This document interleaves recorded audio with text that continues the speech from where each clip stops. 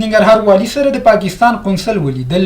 ننګرهار والي حاجي مولا محمد نعیم اخوند سره په جلالاباد ښار کې د پاکستان اسلامي جمهوریت قونسل شفقت الله او همکاران یې ولیدل.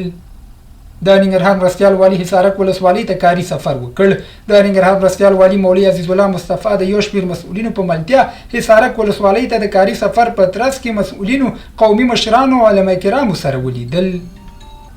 د ننګرهار خوږیاڼو ولسوالۍ کې د 3 کورنیو ترمنځ 42 کلنه دښمني په دوستۍ بدله شوه. د خوږیاڼو ولسوالۍ د پیرخیل محمود کلي کې د الیاس خان، محمد عارف او باچاګل کورنیو ترمنځ 42 کلنه دښمني چې پر مهال یې 4 تنو ته مرګ ژوبله اوښتې وه په دوستۍ بدله شوه. ننګرهار میاشتې د عامې روغتیا وزارت د هغې پرېکړې هرکلی کوي چې د یوې کمیټې په جوړولو سره به د ډاکټرانو شفري نسخو مخنیوی کوي. ننګرهار کې یو شمېر ډاکټرانو خپلې نسخې کمپیوټري کړي چې د ښاریانو له هرکلي سره مخامخ شوي.